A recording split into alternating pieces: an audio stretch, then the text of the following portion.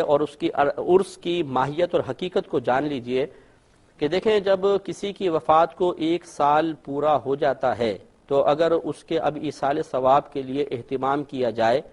اگر وہ عام شخص ہے تو اس کو برسی کا نام دیتے ہیں، اور اگر وہ کوئی معظم شخصیت ہوتی ہیں جیسے اللہ کے ولی ہیں، کوئی عالم ہیں، کوئی مفتی ہیں، تو اسے ادباً عرس کا نام دیا جاتا ہے۔ تو گویا کہ عرس سالانہ ایک ایسی تقریب کا نام ہے جو کسی بزرگ کے ایصال ثواب کے لیے منعقد کی جائے۔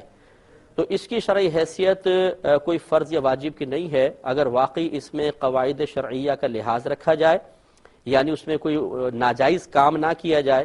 اور اس کو لازم و ضروری نہ سمجھا جائے کہ یہ فرض یا واجب ہے، تو اس کی شرعی حیثیت ایک مستحب کی ہوگی کہ یہ بہت اچھا ہے کہ 1 سال کے اندر لوگ آ کے جمع ہو کر قرآن پاک اجتماعی طور پہ پڑھ رہے ہیں، ذکر الہی کر رہے ہیں۔ تو جتنا اجتماعی عبادت ہوتی ہے اللہ تبارک و تعالی کو محبوب اور مطلوب ہے، اسی لیے نمازوں کی جماعت کو واجب قرار دیا، اس لیے جمعے کے اندر گیدرنگ کو نبی کریم صلی اللہ علیہ وسلم نے بہت سختی کے ساتھ بیان فرمایا اور اس کو محبوب اور مطلوب رکھا ہے۔ تو یہ اس کو میں نے اسی لیے کہا کہ شریعت نے چونکہ براہ راست اس کا حکم نہیں دیا لیکن منع بھی نہیں فرمایا، تو بہت بہتر ہے کہ اگر سال میں کچھ لوگ جمع ہو کر ایصال ثواب کا اہتمام کریں اور اس میں منکرات شرعیہ سے بچیں، ہر بری شرعی لحاظ سے جو برائیاں ہیں اس سے محفوظ رہیں، تو اس میں شرعاً کوئی حرج نہیں ہے بلکہ اس کو مستحب قرار دیا جائے گا۔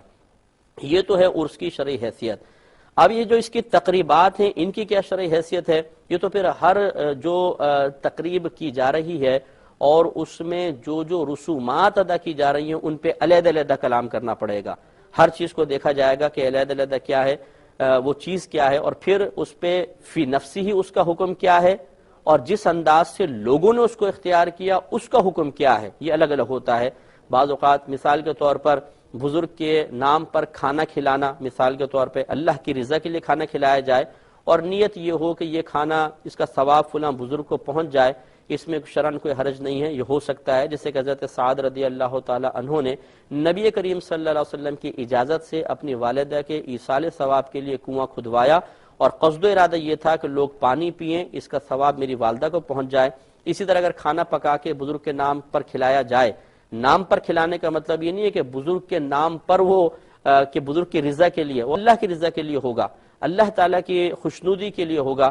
غرض صرف اتنی ہو، اگر نیت اتنی ہے کہ اس کا ثواب فلاں بزرگ کو پہنچ جائے تو حرج نہیں، یہ تو ایک صحیح ہے، فی نفسی صحیح عمل ہے۔ لیکن اگر کوئی اس طرح کرے کہ اس میں مخصوص چاول ہی ہونا چاہیے، مخصوص مقدار میں ہونا چاہیے، مخصوص جگہ پر کھائیں، مخصوص لوگ کھائیں دوسرے لوگ نہیں کھا سکتے، اس طرح کی قیودات اپنے پاس سے لگا دی جائیں تو یہ غلط ہوگا۔ خلاصہ کلام یہ ہے کہ اب ان پوری تفصیلات کا جواب دینا اس مختصر سے موقع پہ بہت مشکل ہے، اس کے لیے جو بھی سائل سوال کرنا چاہتا ہے وہ پرٹیکولر کسی رسم کے بارے میں بتائے کہ یہ رسم ہے اور اس انداز سے اختیار کی جاتی ہے، اب اس کی شرعی حیثیت کیا ہے تو انشاءاللہ ہم بتا سکتے ہیں، کیونکہ جتنے مزارات ہیں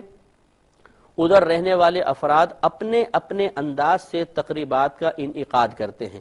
ان میں سے بعض تقریبات تو مستحسن ہیں، بہت اچھی ہیں، لیکن اکثر یہ دیکھا گیا ہے کہ جاہل قسم کے لوگ آگے ہوتے ہیں اور وہ ایسی تقریبات کا انعقاد کرتے ہیں جو شرعاً قابل گرفت ممنوع ہوتی ہیں اور قابل گرفت بھی ہوتی ہیں۔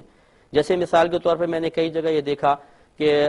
چادر چڑھائی جاتی ہے اور اس طرح کی چادر ہوتی ہے کہ اس پہ آیات قرآنیہ لکھی ہوتی ہیں۔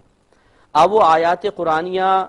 والی چادریں لوگ چڑھا رہے ہوتے ہیں اور اس طرح کہ وہ ریشم کی سی ایک تو چادر ہوتی ہے، ایک کے اوپر جب دوسری آتی ہے تو رکتی نہیں ہے، پھسل کے گرتی ہے،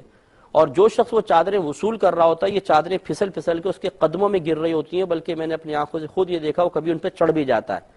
اب آیت الکرسی اگر ایک چادر پہ لکھی ہوئی ہے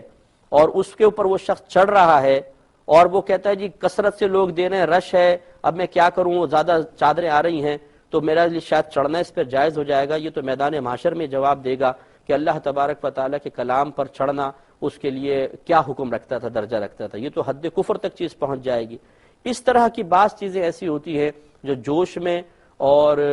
شریعت کی طرف توجہ نہ کرنے کی بنا پر انسان کر بیٹھتا ہے اور شدید قسم کا گناہگار ہو جاتا ہے۔ اس لیے ہم آپ سے گزارش کر رہے ہیں، جس سائل نے بھی سوال کیا ہے کہ جس پرٹیکولر چیز کے بارے میں آپ پوچھنا چاہتے ہیں ہمیں بتائیں، کیونکہ تفصیل بہت ہے، کارنامے بڑے ہو رہے ہیں اس دنیا کے اندر اور ہر کارنامہ جو ہے وہ مستحسن نہیں ہوتا، اس میں بہت شدید آخرت کے نقصان کا اندیشہ بھی ہے۔ اسی لیے ہم گزارش کرتے ہیں کہ اس قسم کے جو تصوف سے تعلق رکھنے والے حضرات ہیں کہ علماء اسلام کو اپنا مخالف نہ سمجھیں، مفتیان کرام کو ایک الگ مخلوق تصور نہ کریں، ان سے رابطہ منقطع نہ کریں، ورنہ یاد رکھیے جو قبر میں صاحب مزار لیٹیں وہ بھی ایک عالم اور مفتی ہیں۔